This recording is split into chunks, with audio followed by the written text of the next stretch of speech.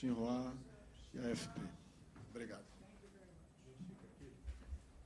There's a lot of nervousness, if not fear, in the world about the fast pace of climate change. And I'm wondering sort of what you're thinking going into this COP, how we're going to, or how you're going to reassure the world or project to the world that this mission is still on track.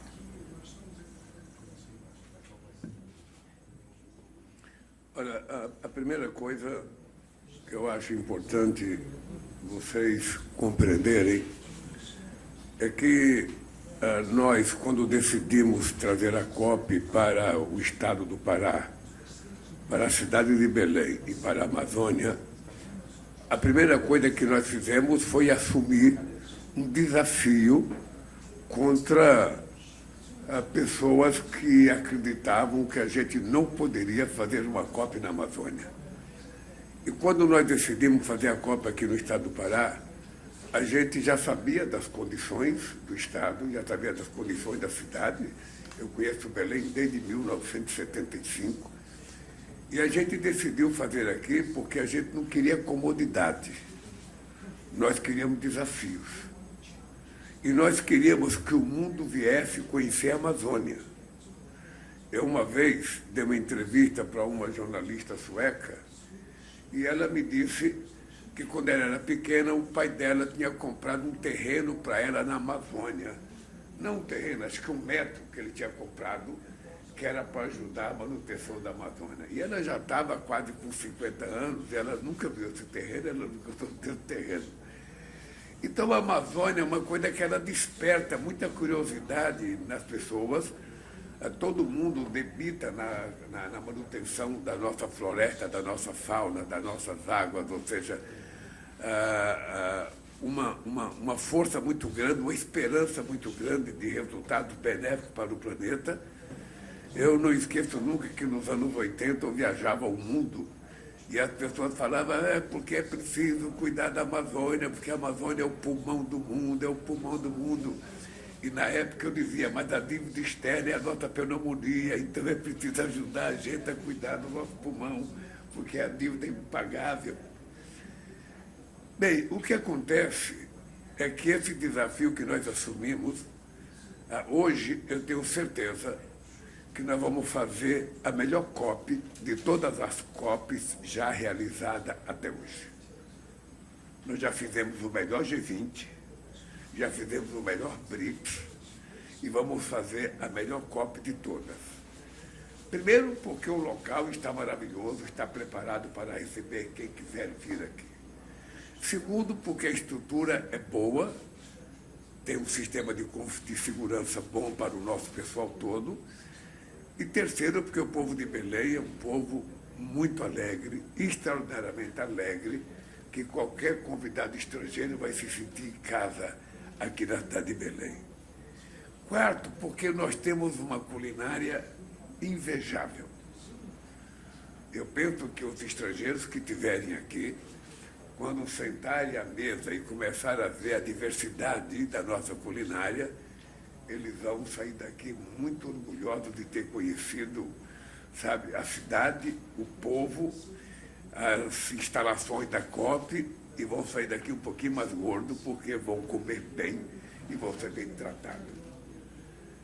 Outra coisa importante é que eu tenho dito que essa COP precisa ser a COP da verdade, porque tudo começou com o Rio 92. Tudo começou. De lá para cá, nós já tivemos várias COPs, muitas decisões foram tomadas, muitas decisões não foram executadas. Há muito tempo nós temos brigado para que se estabeleça na ONU uma governança capaz de exigir, sabe, a cobrança da execução das coisas que nós deliberamos nas questões ambientais, porque se não houver a aprovação dos Estados nacionais, a gente não consegue colocar nada em prática. O protocolo de Kyoto, sabe, já não foi executado. O Acordo de Paris, muita gente não está cumprindo. Tem muita gente que ainda não apresentou suas LDCs. Então, essa COP ela vai ser uma COP que nós vamos começar ela com a apresentação de alguns cientistas.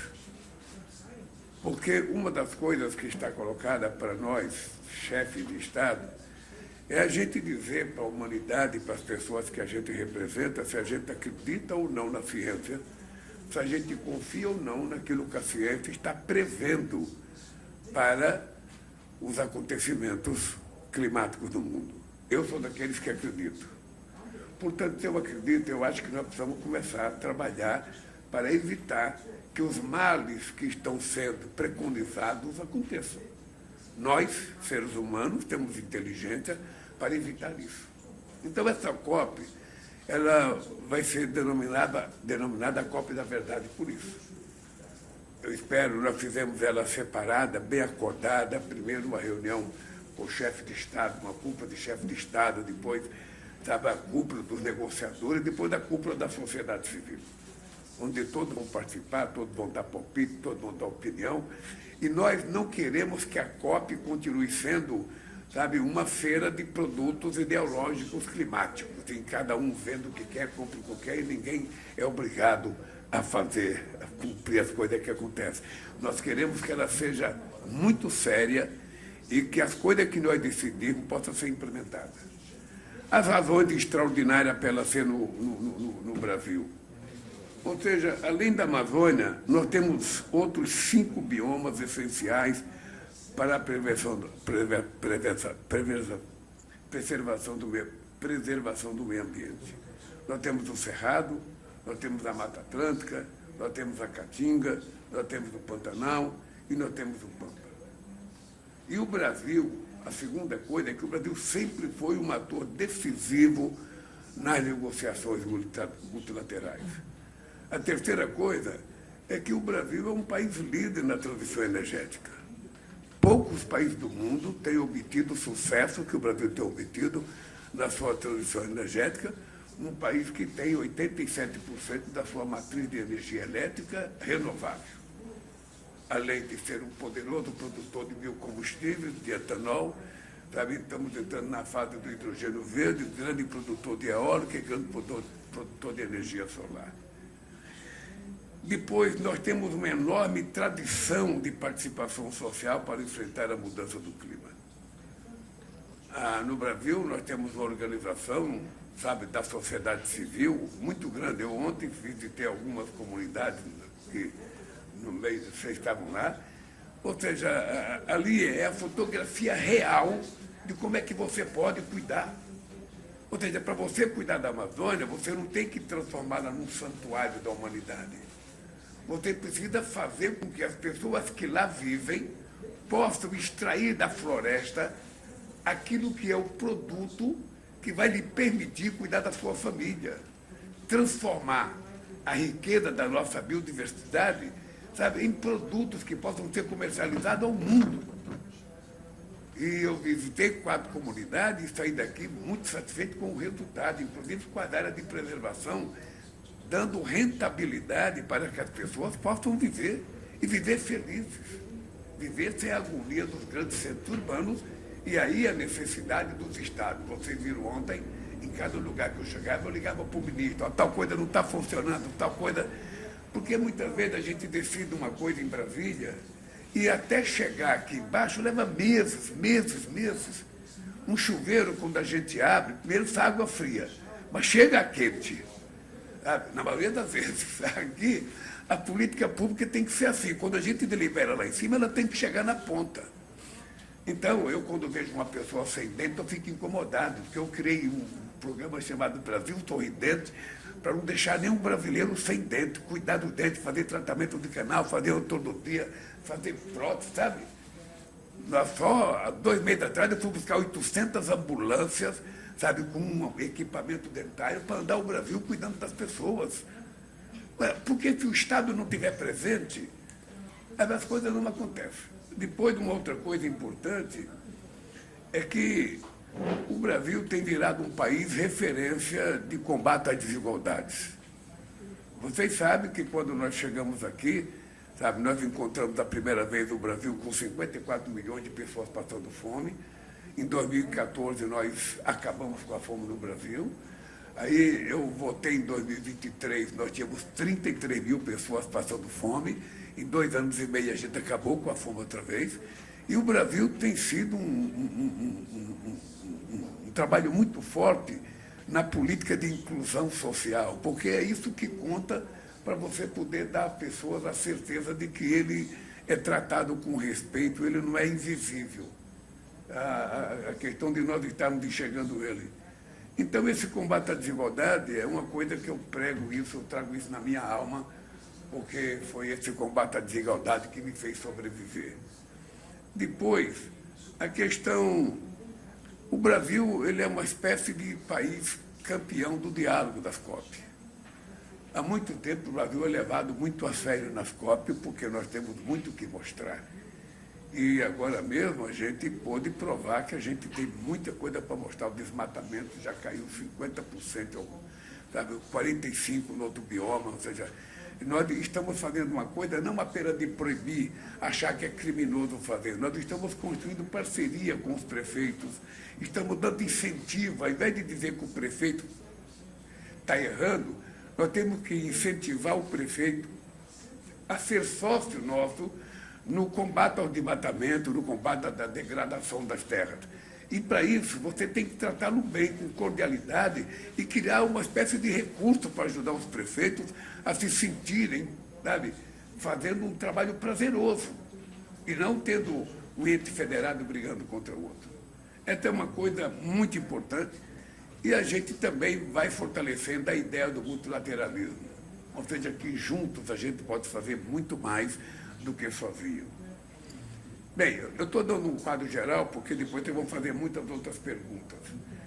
Nós temos interesse aqui, uma coisa nova, que vocês devem torcer para a gente conseguir aprovar, que é o famoso programa de TFFF, ou seja, Florestas Tropicais para Sempre. Ou seja, ao invés de a gente ficar esperando doação de um país rico, sabe, que sempre vão dar aquém daquilo que é necessário, porque a dívida agora já está em 1 trilhão e 300 bilhões de dólares. Ou seja, então, ao invés de a gente ficar esperando a doação, nós criamos um fundo. Um fundo em que não será doação, é um fundo de investimento. E o Brasil, quando anunciou esse fundo, o Brasil já depositou 1 bilhão de dólares. É um fundo que vai trazer rentabilidade para o investidor, e uma parte dessa rentabilidade vai financiar os países que mantêm sua floresta em pé. Então, é um fundo de ganha-ganha. E nós esperamos que, quando a gente terminar a apresentação do TFFF, a gente tenha muitos países participando. Nós também vamos fazer uma proposta de quadruplicar a quantidade de combustíveis sustentáveis no mundo. Nós queremos ver se é possível inaugurar uma nova fase da COP de implementação, porque é o seguinte, chega de discussão, agora precisa implementar o que nós já discutimos. Nós temos que escolher algumas coisas certas para que a gente possa implementação. E aí a nossa ideia é de propor, sabe, a criação de um Conselho do Meio Ambiente, um órgão ligado ao ONU, com um pouco mais de poder, para poder, ao decidir uma decisão aqui, esse conselho poder viajar no mundo acompanhando os resultados, sabe, das decisões que nós temos aqui. Porque senão não vai acontecer. Um país falando, não vou cumprir, não acontece nada com ele, sabe? Então a COP vai perdendo o estímulo. Daqui a pouco as pessoas não querem mais participar, porque não adianta nada. Depois, nós vamos propor mais discussões, a ideia de propor um mapa do caminho, porque a gente fala na diminuição dos combustíveis fósseis. Então, o que nós queremos é começar uma discussão para saber se, numa linha de tempo, quando é que a gente pode prever que o mundo está preparado para se livrar do combustível fóssil. Não é uma coisa fácil e simples, não é uma tomada que você desliga, é um processo. É um processo de discussão que envolve o governo, que envolve empresários, que envolve trabalhadores, que envolve a sociedade civil, que envolve especialistas. E nós temos que começar um dia a fazer essa discussão. Porque senão a gente vai ficar só falando, e as coisas não acontecem. Eu estou muito à vontade para falar nisso, porque no caso do Brasil, Nós temos já 30% de etanol misturado na nossa gasolina, que já emite menos CO2 do que toda e qualquer gasolina do mundo. Nós já temos 15% de biodiesel misturado no nosso óleo diesel, que já emite menos CO2 do que todos os óleos diesel do mundo. Então, nós também queremos convencer a humanidade de que a questão do combustível alternativo é uma coisa muito importante, porque gera muito emprego. Eu fico imaginando os lugares mais pobres do planeta, na América Latina, na África, sabe? Se a gente fizer uma opção, sabe, de produzir combustível renovável, a quantidade de emprego que a gente pode gerar, o dinamismo que a gente pode gerar na economia. Agora, isso é muito fácil de falar e é difícil de fazer, mas nós precisamos começar a discutir isso. Eu lembro que quando, em 2003, nós sugerimos começar a produzir biodiesel, muita gente achava que a gente estava ficando maluco. Não, vocês são doidos, isso aqui não vai dar certo, não vai dar certo. Eu andava com várias oleaginosas na mão, mamona, pior manso, sabe? E, de repente, a sociedade se acomodou naquilo que é mais. Hoje nós temos palma, nós temos soja, hoje nós temos etanol de milho, de cana-de-açúcar. Ou seja, as coisas estão acontecendo de verdade. E está provado que é possível. Está provado que é possível. Eu tive uma discussão esses dias com uma indústria automobilística brasileira, porque há muito tempo eu achava que eles poderiam colocar, sabe, quanto de biodiesel fosse necessário no motor, que não estragava o motor. Mas como eles são donos da tecnologia do motor, eles sempre ficam, não, porque não sei, vai estragar o motor, vai criar problema no motor. Aí, por acaso, um empresário comprou 100 caminhões da Scania. E a Scania comunicou a ele, você pode utilizar 5, 10, 15 ou 100% de biodiesel, que não tem nenhum problema. Eu falei, cara, mas se o cara da empresa, o dono da empresa disse que pode, por que os outros não podem? Aí eu fui fazer uma discussão a semana passada com a Mercedes-Benz. E a Mercedes montou ônibus e montou alguns caminhões que saíram do Rio Grande do Sul, na fábrica de biodiesel que tem lá do empresário brasileiro, até Belém, já chegaram aqui, para medir o consumo a emissão de gases. Bem, aí eu perguntei para o empresário, me diga uma coisa, se nós temos uma mistura de 15% de biodiesel no óleo diesel, é necessário a gente ficar utilizando o mix tecnológico da Europa, Euro 6, Euro 7, Euro 8. Cada vez que aumenta €1, aumenta 15% o preço do caminhão ou do ônibus. Nós, na América do Sul e no Brasil, temos que pagar esse preço se nós temos um combustível alternativo? Ele falou, não. O Brasil necessariamente não precisa acompanhar o mix da Alemanha. Mas eu falei, mas nós acompanhamos. Porque como vocês são as matrizes, vocês impõem as filiadas de vocês a acompanhar aqui. Então, eu estou contando isso para vocês saberem o espaço que existe para a gente sair do comodismo de continuar na mesmice. A mesma coisa vai valer para o combustível de navios no mar. Nós já temos alternativa. Combustível de avião, nós já temos alternativa. Então, você percebe que o mundo está dando um salto de qualidade. Tem gente que não acredita, por exemplo, o presidente Trump me disse que eu não acredito em economia verde. Ele vai acreditar, porque em algum perceber que nós não temos muita alternativa. Sabe, em algum momento ele vai perceber. Eu já tive tanta coisa na minha vida que eu não acreditava e depois eu passei a acreditar.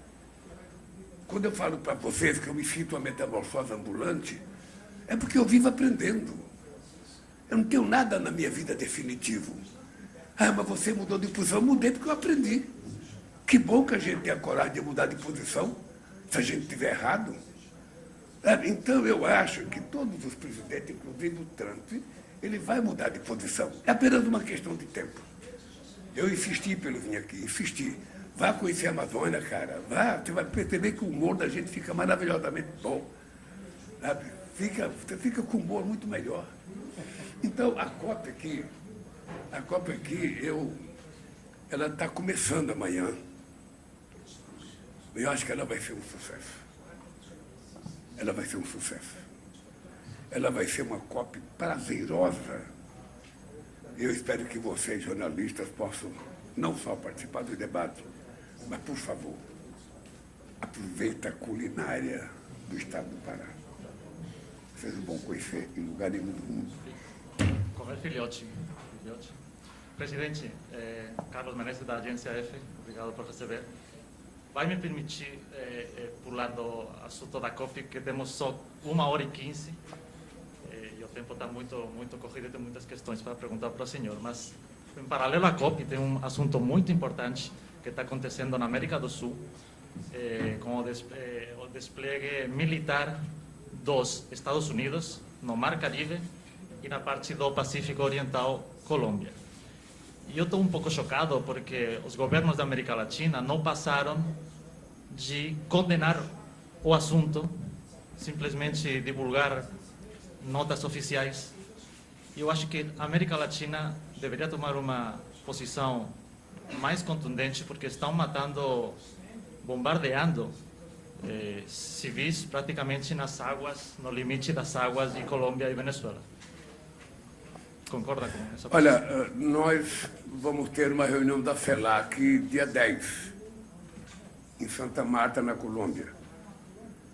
Eu até estou com muita dificuldade de comparecer, mas estou sendo convencido pela minha assessoria de que, como o Brasil é o país mais importante que faz parte da FELAC, se eu não for, vai ser uma situação desagradável que o país mais importante da FELAC não compareça na FELAC. A minha assessoria já está rindo, porque eles estão me enchendo o saco há mais de um mês. E, veja, só tem sentido a reunião da FELAC nesse momento se a gente for discutir essa questão dos navios de guerra americanos aqui nos mares da América Latina. Eu tive a oportunidade de conversar com o presidente Trump sobre esse assunto, dizendo para ele que a América Latina é uma zona de paz. Aqui não proliferou armas nucleares. No caso do Brasil, é constitucional. E eu tenho orgulho de ser constituinte e ter votado para que não houvesse proliferação de armas atômicas, de armas nucleares aqui no Brasil. Então, nós somos uma zona de paz, nós não precisamos de guerra aqui. Não precisamos de guerra. O problema que existe na Bolívia é um problema político que deve ser resolvido na política. Eu disse ao presidente Trump, até pedi para ele, converse com o presidente Bush, ele vai lhe contar o que nós fizemos em 2003, quando tinha uma situação que deram um golpe no Chaves, que derrubaram o Chaves, depois o Chaves voltou, e era preciso fazer um referendo, tinha um clima político muito nervoso na Venezuela. Eu propus a criação de um grupo de amigos da Venezuela. Nesse grupo de amigos eu coloquei os Estados Unidos e coloquei a Espanha. A Espanha, porque o Aznar tinha sido o primeiro chefe de governo a reconhecer o golpista, a reconhecer o empresário que assumiu no lugar do Chaves, e porque o Bush estava sendo acusado de ter dado um golpe na Venezuela. Então eu coloquei tanto os Estados Unidos quanto a Espanha, porque eu precisava de gente que tivesse confiança da oposição. Não era um grupo de amigos do Chaves, era um grupo de amigos da democracia e da Venezuela. Olha, para minha felicidade participou o Colin Powell, que teve uma contribuição muito importante, participou a Condoleezza Rice, participou a Fundação Jimmy Carter, participou a Espanha, participou o Brasil, participou a Argentina, participou o Canadá, e nós fizemos um acordo e foi feito um referendo, sabe, revocatório, e deu tudo certo. O problema é que em algum país a política é feita com um pouco mais de nervosismo. As pessoas falam polarização, polarização, polarização. Em todo país que tem dois partidos tem polarização. É assim na Espanha, é assim na Inglaterra, é assim na Alemanha, é assim na Suíça, é assim. Em todo lugar que tem dois partidos, você tem polarização. Aqui no Brasil tem 30 partidos, sabe? Então a polarização, ela era menor. Agora, ela também está muito forte, a nossa polarização, está muito forte. Mas veja que engraçado. Eu ganhei as eleições. Mais da metade dos partidos que não me apoiaram estão participando do meu governo. Sem nenhum problema. Uma coisa é a briga que você faz para ganhar as eleições. É como dois times de futebol. Uma coisa são os empurrões, o xingamento que você faz dentro do campo. Mas na hora que termina o jogo, a vida segue. E eu, para governar o Brasil, eu precisava construir a maioria no Congresso Nacional. E você não pode construir maioria com quem não é deputado, com quem não é senador. E você tem que conversar com quem não votou em você. E eu, hoje, tenho muitos partidos, apenas um partido não está no meu governo. Mas a gente conseguiu construir de forma extraordinária, sabe, essa aliança. Então nós vamos tentar, na CELAC, discutir essa questão da Venezuela, discutir essa questão da participação das Forças Armadas Americanas nos mares do Caribe. Não é necessário, ou seja, a polícia tem todo o direito de fazer o combate, sabe, ao narcotráfico. Tem todo o direito e responsabilidade de fazer. E os americanos poderiam estar tentando ajudar esses países e não tentando ficar atirando contra esses países. Mas o senhor teme uma invasão terrestre das forças americanas? Não, eu não quero que a gente chegue a uma invasão terrestre. Eu disse ao presidente Trump, vou repetir para você, de que um problema político a gente não resolve com armas. A gente resolve com diálogo. Sabe? Então, se está faltando diálogo, eu me coloquei à disposição, sabe, naquilo que entenderem que o Brasil possa ajudar, nós temos todo interesse em ajudar. Nós não desejamos, nós não queremos conflito na América do Sul.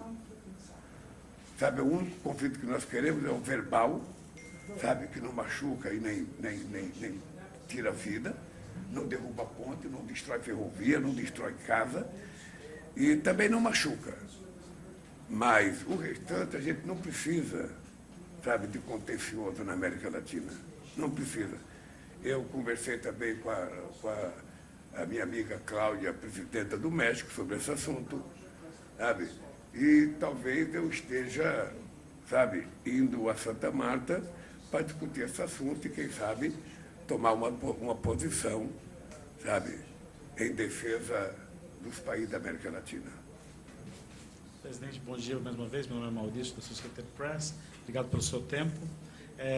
Bom, aqui em Belém a gente tem visto, passeando pelas ruas, uma questão que tem a ver com o que a gente viu no Rio de Janeiro na semana passada, que é a presença do crime organizado, antirrepichações do Comando Vermelho em partes diferentes da cidade, e que no estado do Pará isso já é um problema também em outras regiões, né? Perto de Carajás já tem relatos desse tipo.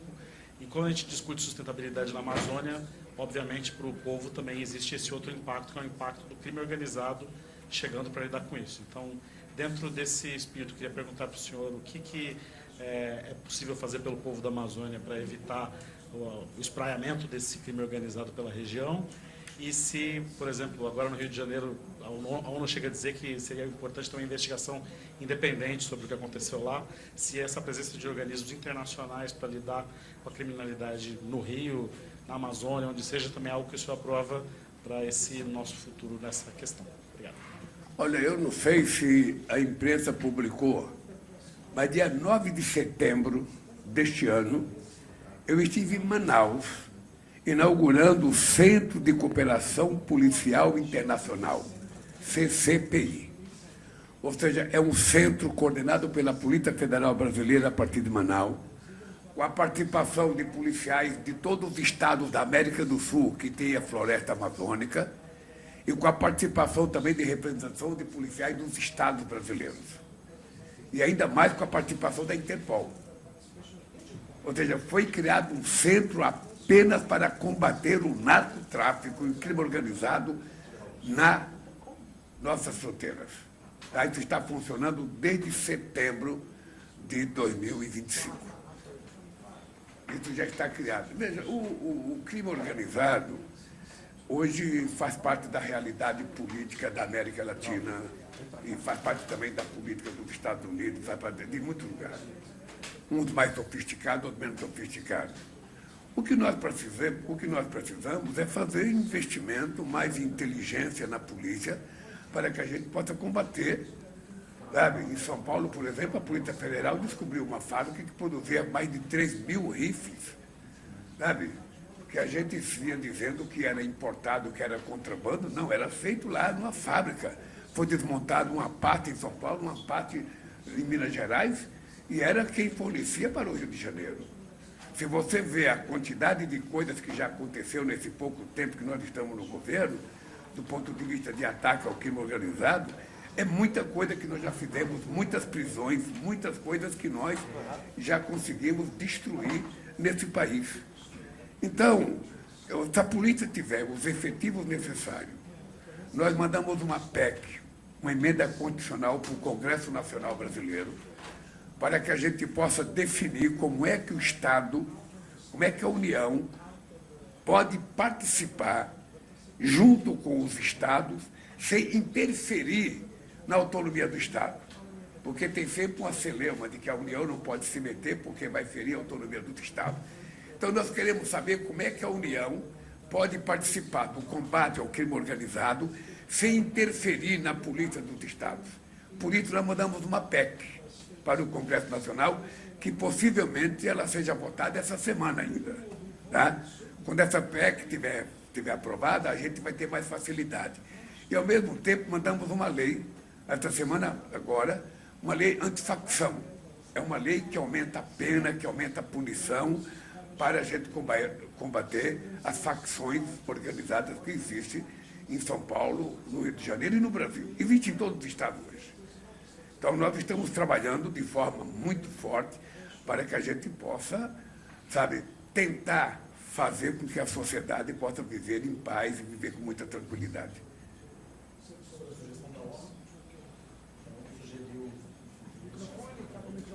Sugeriu o quê? Uma investigação independente sobre o que é possível. Veja, nós estamos tentando essa investigação. Nós, inclusive, estamos tentando ver se é possível os legistas da Polícia Federal participarem do processo, de investigação da morte, como é que foi feito, porque tem muitos discursos, tem muita coisa. As pessoas foram enterradas sem que houvesse, uma perícia de outro órgão. Então, nós estamos trabalhando nisso, a Polícia Federal está trabalhando nisso, o meu Ministério da Justiça está trabalhando nisso, o Ministério Público Federal está trabalhando nisso. Vamos ver se a gente consegue fazer essa investigação, porque a decisão do juiz era uma ordem de prisão, não tinha uma ordem de matança, e houve a matança. Eu acho que é importante a gente verificar em que condições ela se deu, porque até agora nós temos uma versão contada pela polícia, contada pelo governo do Estado, e tem gente que quer saber se tudo aquilo aconteceu do jeito que eles falam, teve alguma coisa, mais delicada na operação. O dado concreto é que a operação, do ponto de vista da quantidade de mortes, as pessoas podem considerar um sucesso, mas do ponto de vista da ação do Estado, eu acho que ela foi desastrosa. Bom dia, Sr. Presidente. Miguel Mécio, da agência Lusa. Eu queria só perguntar se acha que a não vinda dos chefes de Estado da China, Estados Unidos e Índia, os 3 países que mais poluem no mundo, se isso não pode impactar negativamente as decisões na cúpula de líderes.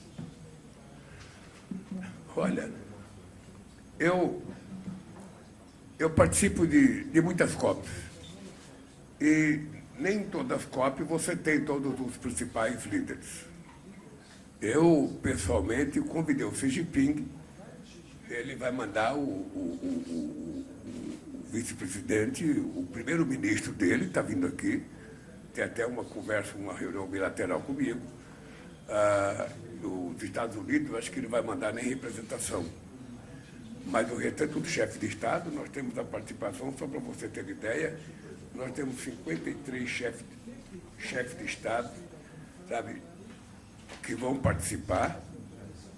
Chefe de Estado, nós temos 46 ministros que vão participar e nós temos por volta de 19 organismos internacionais, além de vários embaixadores que vêm representar o seu país. É uma representação forte, porque e essa é uma COP diferente das outras, porque nas outras era todo mundo junto, eu participei de abertura de algumas, não tinha quase chefe de Estado na abertura. Essa nós resolvemos fazer a cúpula, uma COP da cúpula, porque a gente quer dar um espaço privilegiado para que os líderes dos países discutam. Sabe? Então, o que vai decidir nessa COP de cúpula é que nós vamos, ao terminar, nós vamos ter que dizer a COP que vai acontecer a partir do 10 de abril, o que nós estamos dispostos a fazer. Nós poderemos estimular ou poderemos desestimular. A gente pode, sabe, dar ânimo às pessoas ou pode desanimar as pessoas. E eu acho que a cúpula que vai se reunir, nós temos que passar para a sociedade do mundo inteiro de que é verdade que a gente quer enfrentar a questão do clima com a responsabilidade e com a seriedade que ela merece. Tá? Agora, pode ficar certo que a maioria dos países estarão presentes e a China, sabe, estará presente com o seu, sabe, primeiro-ministro. E eu já participei de outras COPs com a China, que não estava o Xi Jinping, e eu conheço as posições deles, eles já declararam as suas NDCs, e os chineses estão dispostos, sabe, porque também são aqueles que melhor têm avançado na questão da alternativa, sabe, energética. Eles têm dado uma lição ao mundo de avanços tecnológicos, sabe, para combater a questão climática. Senhor presidente, muito bom dia. Eu sou o Hao, da Agência de Notícias Xinhua. E no ano passado, o Brasil e a China anunciaram a construção conjunta da comunidade China-Brasil com um futuro compartilhado para um mundo mais justo e um planeta mais sustentável. E como o senhor presidente avalia o papel dos países do sul global representados pelo Brasil e a China na governança climática? E como o senhor responde às críticas de que a cooperação agrícola do Brasil com a China ou com qualquer outro país estaria prejudicando o ecossistema brasileiro? Obrigado. Olha, o Brasil é um país que não tem e não quer contencioso com nenhum país do mundo. O Brasil tem na China hoje o seu mais importante parceiro comercial e ainda estamos muito aquém de atingir o potencial dos dois países. O Brasil tem uma boa relação com os Estados Unidos.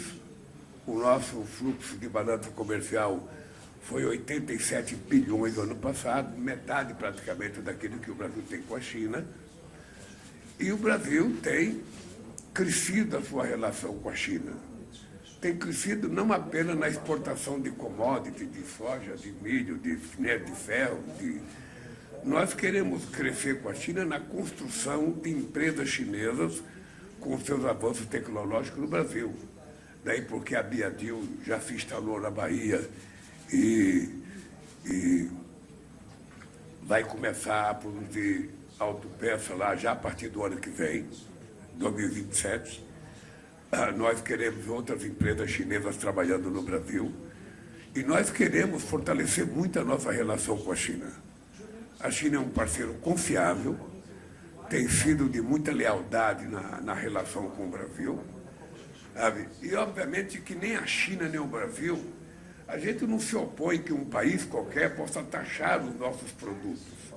Na medida que um país tem que defender a sua indústria e tem que defender o seu emprego, é normal que ele tente fazer com que haja uma taxação para criar dificuldade para o produto estrangeiro entrar no Brasil. A taxação feita com relação ao Brasil não foi com base em dados verídicos, foi com base em dados irreais. Eu tive a oportunidade de entregar ao presidente Trump o material por escrito, mostrando o equívoco que tinha acontecido. E, obviamente, que tem crescido a nossa relação com a China. E vai crescer a nossa relação, sabe, na questão espacial, vai crescer a nossa relação na questão tecnológica, na questão digital, sabe? Nós queremos tirar proveito de todos os países que querem fazer investimento no Brasil. O que nós oferecemos é, sabe, seguridade política, seguridade social, estabilidade jurídica, para que as pessoas façam os investimentos no Brasil que quiserem. E pode ficar certo que a parceria entre Brasil e China vai continuar crescendo. Eu agora fui participar, é a primeira vez que um presidente latino-americano é convidado para ir na ASEAN. Eu fui na ASEAN fazer uma reunião com os 10 países, agora 11, porque entrou o Timor-Leste. Timor-Leste entrou na ASEAN. E o Brasil, nós já, em 2 anos e meio, já aumentamos quase 500 mercados para os produtos brasileiros. Então, se um país vai criar dificuldade para vender um produto brasileiro, eu vou procurar outro país para comprar. Eu não vou ficar chorando, eu não vou ficar lamentando. Eu vou tentar procurar um outro país para comprar. É assim que é a lógica comercial. Como eu sou defensor do multilateralismo, acho que quanto mais mercado a gente abrir, quanto mais países a gente tiver contato e quanto mais a gente puder diversificar o que a gente vende, o que a gente compra, melhor para o comércio brasileiro. Por isso, eu lhe digo que é muito boa a relação Brasil-China e a tendência é melhorar. Bom dia, senhor presidente. Ana Pellegrini, da agência France Press. Obrigada pelo seu tempo. Você se reuniu há pouco, como estava falando, com o presidente Trump na Kuala Lumpur e você se mostrou muito otimista que o tarifaço ia poder talvez ser levantado nos próximos dias ou achar uma solução. Ainda hoje acha que a solução está muito perto e qual vai ser esse calendário de reuniões que a gente está aguardando e se você iria pronto para os Estados Unidos ou Trump poderia vir para o Brasil? Obrigada. Olha, eu saí da reunião com o presidente Trump certo de que a gente vai estabelecer um acordo. Ao terminar a reunião com o presidente Trump, eu disse para ele que era muito importante que os nossos negociadores começassem a conversar logo. Eu sugeri que fosse na mesma noite. Não foi na mesma noite, mas foi no outro dia de manhã, às 8 horas. Tá? Houve uma primeira reunião. E agora, o meu ministro das Relações Exteriores, o meu vice-presidente da República e o meu ministro da Fazenda estão preparados para marcar uma nova reunião, se for o caso, ir a Washington para negociar. E eu disse ao presidente Trump, com todas as letras, e entreguei por escrito, sabe? Para não ficar aquele dito que as palavras voam. Eu dei por escrito.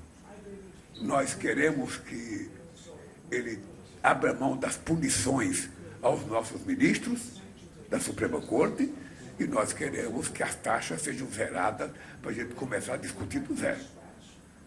Aí sim você vai começar a negociação. Disse para ele que eu reconheço que um país pode taxar o outro. Eu estou cansado de assinar coisa taxando outros países. Mas no limite da compreensão e no limite estabelecido pela OMC. Por exemplo, o limite máximo da OMC para você cobrar imposto de um país é 35%. Ele chegou a colocar 50%, com base numa inverdade. Então, isso está colocado. Tá? Eu, quando terminar a COP, se não tiver marcada a reunião entre os meus negociadores e os negociadores do Trump, eu vou ligar para o Trump outra vez. Porque ele tem o meu telefone e eu tenho o telefone dele. Então é o seguinte, o interesse é meu de negociar. Então, ao terminar a COP, se não tiver tido a reunião, eu não terei nenhum problema de ligar para o presidente Trump, não terei nenhum problema de ir a Washington, não terei nenhum problema de ir a Nova York, e espero que ele não tenha nenhum problema de vir ao Brasil. Nós somos as 2 maiores democracias do mundo ocidental. E, portanto, quanto mais respeito a gente se tratar, quanto mais cordialidade a gente passar para o mundo, será melhor para os Estados Unidos e melhor para o Brasil. É assim que eu faço política. I'd like to ask about... Oh, sorry. Estou te ouvindo. Does it work? Yeah. I'd like to ask about finance, specifically climate finance. And you mentioned earlier that you were hoping that this COP projected a different kind of tone, not the expos or the fairs that we've seen of the past, but a more serious one talking about discussion and policy. Currently, we have finance leaders, corporate executives, regulators in Sao Paulo, far away from the negotiations, but many of the players here in Belém will be hoping that those same financial interests will be funding what's done. So my question for you is what you hope that COP will do to bring that money in, and what Brazil specifically is doing to do that in Brazil.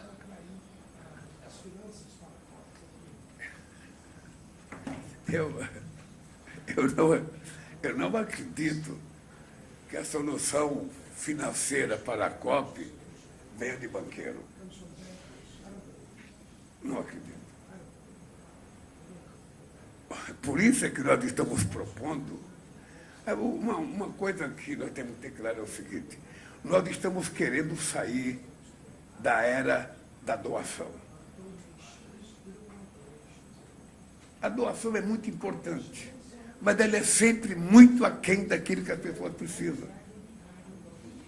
Muito aquém. Veja, eu participei da COP 15 em 2009 em Copenhague. Naquela COP, o mundo rico prometeu 100 bilhões por ano para ajudar os países que têm floresta em pé. Até hoje não saiu esse dinheiro. Agora a dívida já é 1 trilhão e 300 bilhões de dólares. Ora, se eles não deram 100 bilhões, vão dar 1 trilhão. Então, qual é a grande novidade dessa COP? É que nós criamos um fundo de florestas tropicais para sempre, o TFFFF. Ou seja, em que não será doação, será investimento.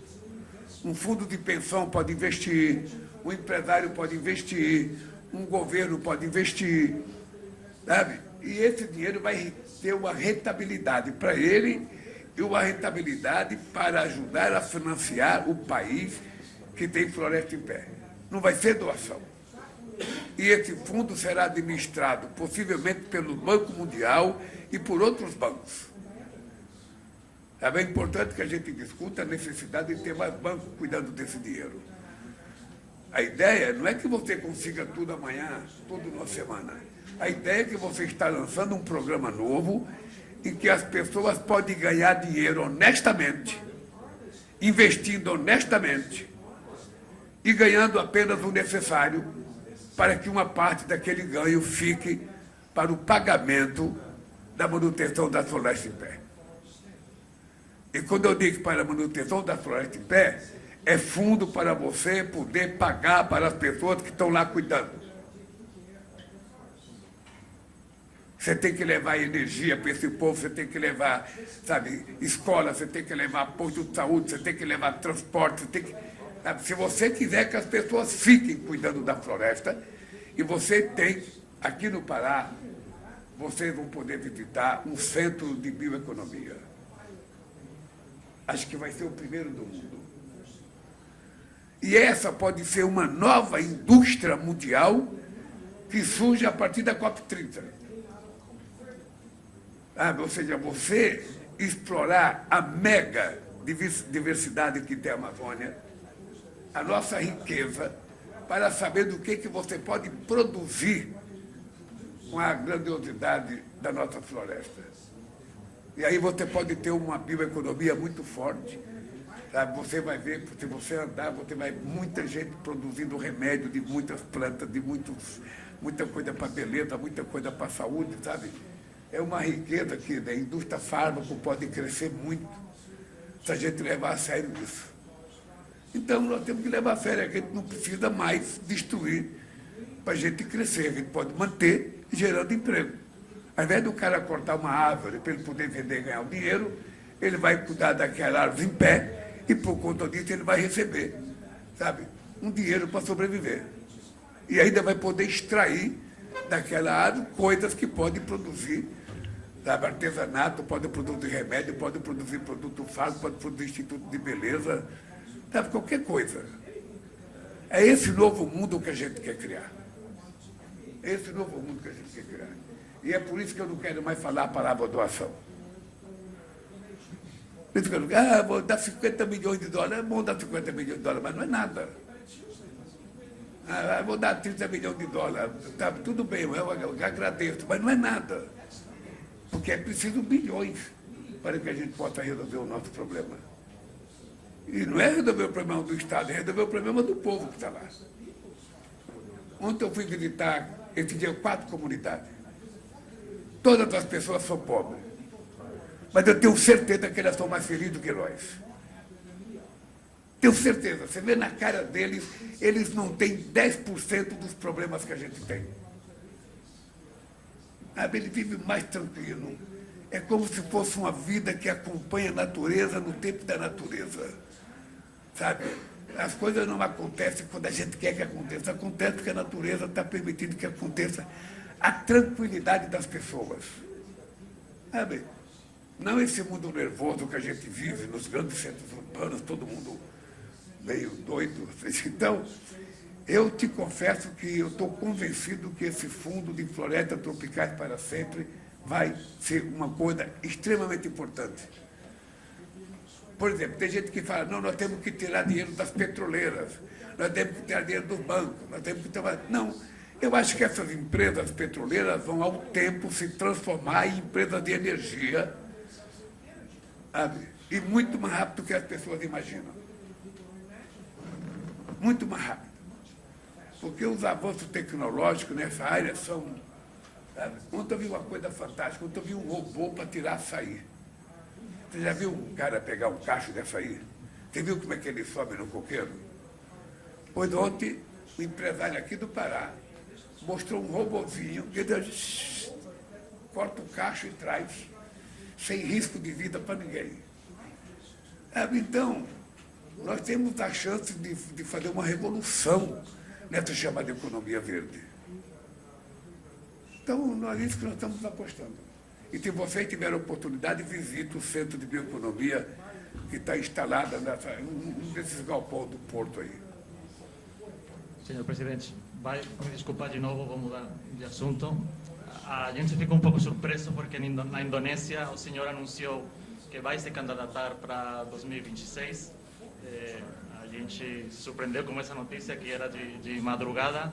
E eu lembro que nos últimos meses, quando todavia ainda não tinha anunciado oficialmente, falava 2 fatores. Se o senhor estava com a saúde certa, que isso a gente demonstrou ontem pegando o cacau do pé, dando pulos. E a segunda era se a extrema-direita, de novo, fosse uma ameaça para o Brasil, e se fosse, de novo, chegar no poder no Brasil. Eu gostaria de saber do senhor as razões que levaram para o senhor se candidatar de novo por parte do senhor. Bom, primeiro, eu queria te dizer que foi um erro eu ter anunciado na Indonésia que eu me candidatei. Eu não tenho eleitor lá. Sabe? Foi um erro meu. Mas eu falei, talvez motivado pelo bom tratamento que eu tive do presidente Prabowo, sabe? Da bela festa que ele fez pelo meu aniversário antecipado. E o que eu tenho dito aqui? Está aqui, a minha esposa está aqui do meu lado, a Janja. Ela sabe que eu tenho dito o seguinte, olha, para que eu seja candidato aos 80 anos de idade, eu tenho que estar muito bem de saúde. Então eu tento me cuidar. Eu tento me preparar. Eu tento fazer a coisa que um ser humano que quer viver muito faz. Eu não brinco quando eu falo que eu quero viver 120 anos. Eu estou reivindicando para mim a primazia, sabe? Porque dizem que o ser humano que vai viver 120 anos já nasceu. Então, eu estou reivindicando a primazia para mim. Quem sabe seja eu essa pessoa. Então, veja, eu me cuido muito. Me cuido muito. Então, se eu tiver no momento de decidir com, sabe, o meu ânimo que eu estou hoje, a alegria que eu estou, eu vivo o melhor momento da minha vida. Vivo o melhor momento da minha vida aos 80 anos de idade. Estou bem de saúde, estou apaixonado pela minha mulher, sabe? Ela me trata como jamais eu fui tratado. Estou bem no governo, estou bem com meus ministros, estou bem com as coisas que acontecem no Brasil, sabe? Eu sei da dificuldade, sabe? Mas eu, se depender de mim, nunca mais alguém de extrema-direita, negacionista, vai governar esse país. O meu esforço todo é para que a democracia vença. E nós temos que fazer o povo compreender a diferença da democracia para o autoritarismo. Sabe? De um presidente que tem compromisso com o povo, como negacionista. Então, sabe, eu sou um ser humano tocado à emoção. Aquela história que o Trump brincou de química, eu não sei se ele já tinha ouvido falar, mas a vida inteira eu digo para todo mundo que a minha relação com o ser humano é química. Eu não acredito nesses contatos por celular, não acredito em contato por saber e-mail, não acredito essa coisa. Se você não olhar a cara da pessoa, não tocar na pessoa, você não está tendo contato com a pessoa. A nossa relação é química. Sabe? Tem que haver o olhar no olho das pessoas. Sabe? Você tem que ver e você não vê a distância. Então, eu digo isso há muitas décadas. Sabe? Cada vez eu acredito mais nisso. Então, quando o Trump falou aquele que foi só 29 segundos, mas deu uma química, comigo é assim. Eu gosto das pessoas por olhar as pessoas. Sabe? Eu não preciso a pessoa fazer muita... Se eu olhar na pessoa, eu sei se a pessoa é boa ou não. E mesmo que a pessoa não seja tão boa para mim, eu tenho que tentar extrair da minha relação com aquela pessoa aquilo que é proveitoso para a coisa boa que a gente quer fazer. Se tem uma coisa ruim, eu não quero fazer. Então, eu não vejo por que eu não me dar bem com o Trump. Eu disse para ele, a relação entre dois chefes de Estado não é ideológica. Eu não concordo com o que você pensa, você não concorda com o que eu penso, ótimo. Agora, você foi eleito presidente dos Estados Unidos e eu fui eleito presidente do Brasil. Então, é com você que eu tenho que conversar. E é comigo que você tem que conversar. Conversar sobre o quê? Conversar sobre o interesse dos dois Estados. Sobre o interesse do povo americano e do povo brasileiro. É assim que funciona a relação de chefes de Estado. Não é porque eu gosto de fulano, eu gosto de Beltrano. A minha relação não é pessoal. Minha relação é de chefe de Estado. E isso eu faço questão, sabe, de preservar, porque é assim que a gente vive bem. E eu confesso para vocês uma coisa, eu não tenho contencioso na minha vida pessoal. Se tiver alguém que não gosta de mim, é porque não quer gostar de mim. Mas eu nunca faço nada para as pessoas não gostarem de mim. Porque eu acho bom ser bom. Eu acho bom tratar as pessoas bem. Eu acho bom ser respeitoso com as pessoas. Sabe? É assim que eu fui educado. É assim que eu vou viver meus 120 anos.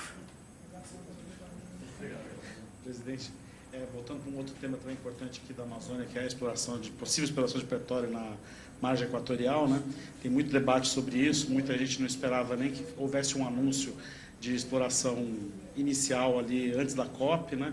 O senhor conhece muitas das críticas, mas muitos dos leitores vão só começar a entender um pouco desse tema a partir das discussões da COP, né? Vão ouvir ambientalistas, vão ouvir membros do governo. Queria que o senhor comentasse um pouco sobre quais são as perspectivas de exploração nessa região e como é que o senhor responde às críticas que apontam que explorar combustíveis fósseis em qualquer situação seria um prejuízo para o meio ambiente. Se eu fosse um líder falso e mentiroso, eu esperaria passar a COP para anunciar. Mas se eu fizesse isso, eu estaria sendo pequeno diante da importância do que significa você fazer um teste na margem equatorial. Porque nós temos autorização para fazer o teste. Se a gente encontrar o petróleo que se pensa que tem, vai ter que começar tudo outra vez para dar licença. E pode ficar certo de uma coisa. Quando eu não existe mais, o povo brasileiro existe. E nós iremos fazer, se tiver que explorar, da forma mais cuidadosa que alguém pode fazer. Nós não vamos colocar em risco uma coisa que nós acreditamos que faz bem para a humanidade. Agora, o Brasil é um país pobre. Vocês conhecem os dados, milhões de pessoas. Se você tiver, você tem que saber como explorar e como evitar qualquer risco. Veja, a Petrobras é a empresa mundial com maior competência de prospecção em águas profundas do mundo. Até agora não tivemos um incidente com a Petrobras. Nada igual ao Golfo do México. Nunca tivemos. E se tiver, não vai acontecer, porque os cuidados já foram tomados. Não haverá improvisação. Tá? Pode ficar certo, não haverá improvisação.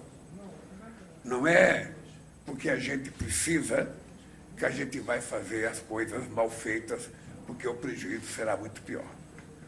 Então, depois, se a gente encontrar, quando tiver o resultado da pesquisa, vai começar toda uma nova discussão outra vez. Tá?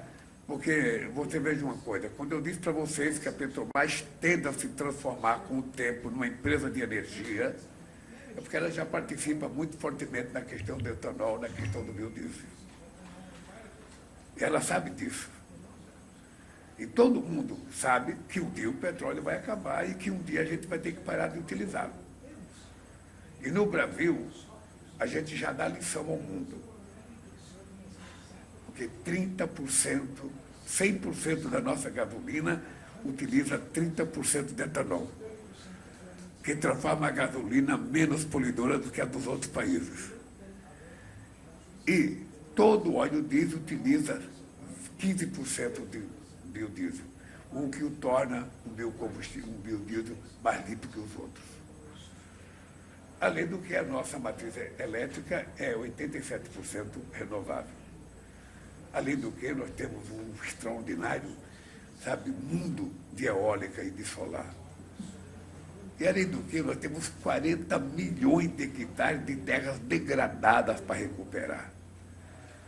Vai ter muito investimento para plantar oleaginosa, para que a gente possa fazer mais biodiesel, gerar mais emprego e gerar mais independência energética para o Brasil.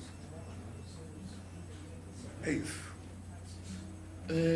Eu queria reforçar aqui a pergunta, mas não acha que é um pouco incoerente com a sua ambição de ser líder ambiental? A primeira, eu não quero ser líder ambiental, eu nunca reivindiquei.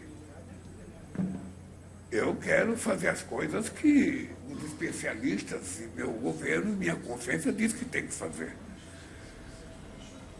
Eu seria incoerente se eu, num ato de responsabilidade, dissesse, bom, nós não vamos utilizar mais petróleo.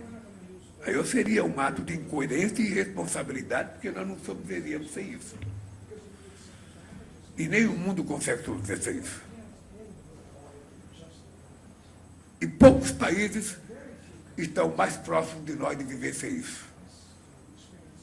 Tá? Do jeito que nós estamos agindo, nós poderemos ser primeiro do que qualquer país do mundo a poder abrir mão disso.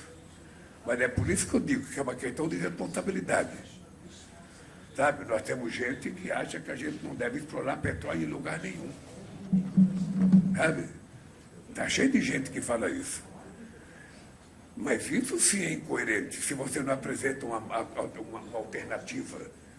Eu acabo o petróleo e vou utilizar o quê? Nós temos que ter responsabilidade. Então, como chefe de Estado, eu tenho que ter responsabilidade. E eu vou repetir o que eu disse para ele. Pode ficar certo que nós temos a empresa mais séria na área de petróleo, mais séria, uma empresa comprometida com a transição energética, comprometida, e parte dos recursos da Petrobras é gasto para que a gente faça investimento em energias renováveis. E eu sonho em um dia transformar a Petrobras numa empresa de energia, não numa empresa de petróleo. E na margem equatorial, levou muito tempo, eu não sei se você tem as informações corretas, mas se a gente não faz a pesquisa, a gente vai demorar mais uns 3 anos para fazer a pesquisa. Então, também tem a oportunidade, tecnológica de você fazer as coisas. Não tem muita sonda no mundo à disposição. Sabe? Então, nós fizemos proveito de um tempo. Sabe? E vamos lá, deixa eu testar para ver o que tem. Sabe? E depois nós vamos saber como é que a gente vai fazer para explorar aquilo.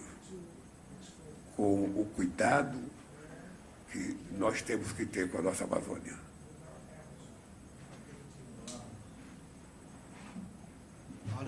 Além de esperar até os líderes dos países desenvolvidos a perceber a importância da governança climática, o que mais os países em desenvolvimento podem fazer de forma ativa para levar adiante a governança climática e assumir as suas responsabilidades? Obrigado. Olha, vou lhe contar uma coisa. Eu participei da COP15 em 2009. Na COP15, a Europa inteira, mais os Estados Unidos e o presidente Obama, queriam naquela COP jogar a responsabilidade da poluição do planeta nas costas da China. Eu, no mesmo dia, recebi telefonema da Angela Merkel, do Sarkozy, do Obama, do governo da Itália, do Gordon Brown. Todo mundo me ligou, que era tentando me convencer que nós deveríamos jogar, sabe, a responsabilidade da poluição do mundo nas costas da China. Eu lembro que o Sarkozy chegou em Copenhague com 50 jornalistas para uma entrevista coletiva comigo, achando que eu ia condenar a China. E o que eu disse naquela reunião? É verdade que a China polui muito. Mas é verdade que os países industrializados poluem há 200 anos. Então existe uma dívida. Então é preciso saber se os países industrializados vão pagar a dívida que têm com o planeta. Ao invés da gente querer só culpar a China, quem é que vai pagar o contencioso de vocês? Porque esse é o dado concreto. Você não pode pegar um país que não polui nada, porque não tem nada, o povo quase que não tem o que comer, e querer que ele tenha a mesma responsabilidade de um país como os Estados Unidos. Um país como a Alemanha, altamente industrializado, não. Você tem que levar em conta os compromissos, as dívidas, para que a gente seja justo. Então, depois disso, a China avançou muito. A China hoje é um país que avançou muito, na questão climática. A China vai vir com muita moral para essa COP, porque ela tem coisas. Os avanços da China na questão do motor elétrico é uma coisa quase que, a gente não pensava há 5 anos atrás que ia ter essa evolução toda. Então, eu acho que hoje não tem mais sentido a gente ficar tentando saber quem polui mais ou quem polui menos. Hoje o que está colocado para nós é o seguinte: vamos cuidar ou não vamos? E aí a minha preocupação de criar um instrumento político capaz de fazer valer a aprovação das coisas que nós aprovamos aí. Então, eu não sei como é que faz, mas a nossa proposta é criar um conselho, ambiental, ligado à ONU, tem que ser sempre ligado à ONU, para que a gente possa dizer, ao tomar a decisão, os países que não cumprirem, aí sim você pode pensar que penalidade você vai criar para cada país. Aí pode ser uma penalidade consentida de forma multilateral e não uma decisão unilateral de um país querendo punir o outro.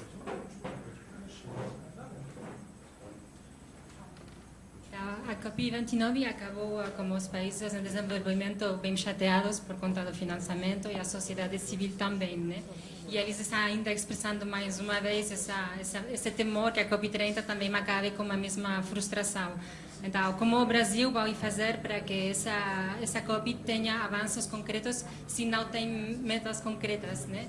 E se você poderia explicar um pouquinho mais o que falou ao princípio sobre os combustíveis fósseis, que vai talvez falar nessa COP de uma data para uma saída, se entendi bem? De uma data? Sim. Não, eu não acho que a gente tenha condições de sair daqui com uma data. Por isso é que nós estamos propondo, sabe, você discutir, sabe, um caminho a ser perseguido. Ou seja, que passos a gente tem que dar em cada momento para que a gente faça com que as coisas aconteçam. É isso que você tem que tomar cuidado. Porque se você fizer propostas, sabe, que sejam irreais, ela parece ser bonita quando você faz, mas ela é desmoralizante quando não acontece. Então, eu há muito tempo, no movimento sindical, eu aprendi uma lição de vida. Quando você reivindica uma coisa muito alta, mesmo que você consiga metade, é uma derrota. Então eu passei a ter como lição de vida sempre fazer uma reivindicação próximo daquilo que era o possível. E o que acontece quando você faz as coisas próximo do que é possível? Quando você consegue, é uma vitória. Então, esse caminho que a gente está procurando, ele não pode ser um caminho apressado, porque daqui a pouco ninguém cumpre, daqui a pouco ninguém acredita mais em ninguém. O que nós temos é que convencer as pessoas de que nós temos que dar passos. Se a gente pudesse lembrar uma metáfora que todo mundo usa, que uma longa caminhada começa com o primeiro passo, sabe? A coisa mais inovadora que eu vi nessa coisa é de que a muralha da China começou com a primeira pedra. Então, se a gente tiver essa dimensão de que é uma etapa difícil, sabe, aos cuidados do planeta, e a gente for fazendo as coisas na medida que os países possam ir fazendo, a gente pode chegar lá. Pode chegar lá. Eu acho que nós temos condições. Eu acho.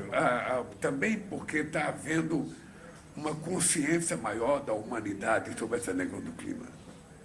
As pessoas estão percebendo que está chovendo mais onde não chovia, que está fazendo mais seca onde chovia muito.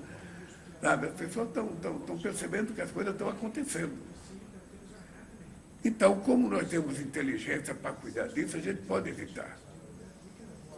Eu sinceramente, eu vou dizer para vocês, antes de começar, a COP começa amanhã, mas eu quero dizer para vocês, a COP vai ser a melhor COP que já foi feita no mundo. Ela vai tomar boas decisões. Boas decisões. E eu quero que tome, sabe, decisões que possam ser executadas. Ninguém precisa fazer promessa, sabe? Ninguém precisa fazer só discurso, não. Vamos fazer aquilo que pode ser feito. Eu não posso fazer 10, não, mas eu posso fazer 5. Então faça 5 que já está bom. O que não dá é para não fazer nada. Esse é o espírito da COP. Sabe? Então, é isso. Agradeço. Presidente, conseguimos, para quem não acreditava, 1 hora e 14 minutos. As duas rodadas. Se o senhor... uma das considerações finais. Mas pode ficar certo de uma coisa. Se vocês puderem, não sei quem foi comigo ontem, sabe? Se vocês puderem conhecer um pouco além da cidade de Belém, fazer uma viagem de barco para a minha comunidade, seria bom. Porque o Brasil, nós temos 14% do nosso território demarcado como terra indígena. Num país que tem 8,5 milhões de quilômetros quadrados. Nós temos outros milhões de hectares que são reservas extrativistas. Reservas intocáveis. Sabe? E nós vamos fazer tudo que for. Nós temos que cuidar do Pantanal. Sabe que o gado já tomou conta, sabe? Tem muitas fazendas, muitas das coisas que acontecem no Pantanal é em propriedade privada. Nós temos que cuidar do Pampa, nós temos que cuidar da Caatinga, Nós temos que cuidar da floresta atlântica, da Mata Atlântica, que quase foi dizimada. Sabe? E tudo isso, quem vai cuidar não é a polícia. Quem vai cuidar disso é o povo que mora próximo ali. Sabe? Nós temos que dar ao pessoal que mora lá as condições de ele sobreviver cuidando daquilo. Ontem eu voltei da minha viagem maravilhado com a capacidade daquele povo cuidar das coisas, de prospectar conhecimento e tentar produzir aquele conhecimento num produto qualquer. Sabe, eu sinceramente encontrei um homem que desde os 7 anos ele ele faz o rasgo na seringa para tirar o látex. Desde os 7 anos de idade, ele está com 77 anos hoje. Conheci uma pessoa que me conheceu em 83, em São Bernardo do Campo, na fundação da CUT. E ele estava aí morando, sabe, numa comunidade. Feliz da vida. Feliz da vida. Então, se o governo fizer as coisas corretas, sabe, a questão da saúde. Eu acho que é uma coisa primordial para a pessoa ficar no lugar, a questão da educação. Sabe? Nós temos que. Esse é o papel do Estado. Esse é para tirar a bunda de uma cadeira e viajar o Estado, viajar o país, para a gente ver como é que as coisas acontecem lá. Se vocês puderem, dediquem um dia de vocês para sair de Belém, para tentar visitar uma comunidade. Eu, sinceramente, queria que o Trump viesse aqui. Eu queria que ele viesse para ele ver o que é floresta.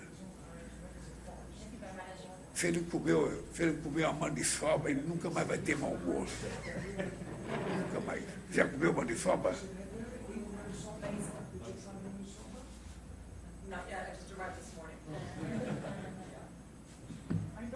Ah, então coma. Coma um filhote. Coma um filé de pirarucu. É uma culinária muito bonita, muito bonita. Aproveitem e boa sorte. Pessoal, eu queria agradecer a presença de todos. Muito obrigado. Agência Reuters, F, AP, Lusa, Xinhua e AFP. Obrigado. Beleza, galera, vamos parar de rodar as câmeras aí? Como a gente combinou. O presidente sai por aqui. Não, lá não, lá tá fechado. Vou deixar você.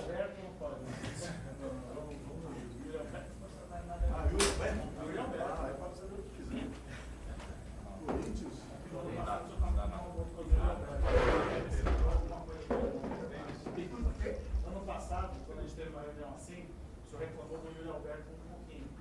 Queria saber se depois de um ano mudou. Bom, cara, hoje eu estava vendo o seguinte, olha. O Carlos, ele tinha 7 jogos de Rosenborg. Aquele Kane, tinha 12 jogos e 8 gols. O Cristiano Ronaldo tinha 5 gols e 5 jogos. O Messi tinha 27 gols e 32 jogos. O Yuri Alberto tinha 7 gols e 42 jogos. É o que a gente tem para hoje. O Guinegão ainda vai melhorar. O Dorival, o Yuri Alberto não tem para hoje. O Dorival, né? De competência.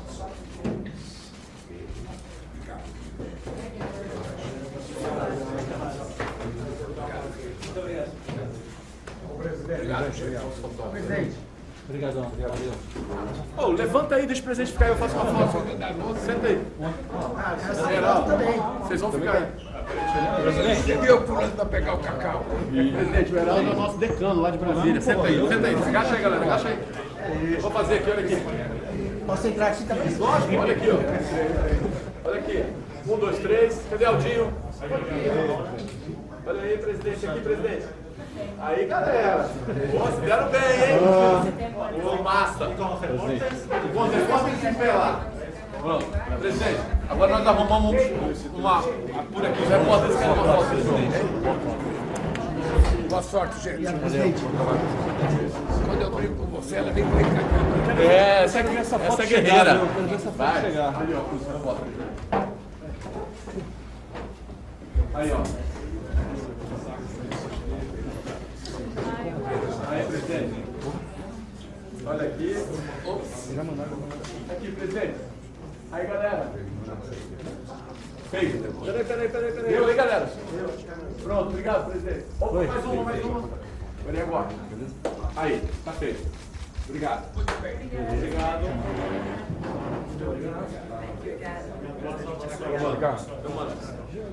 Deu, né? Essa é boa. Pô, essa foto é boa pra caralho. Vai pro feed. Eu quase pulei nela. Vai pro feed. Vamos.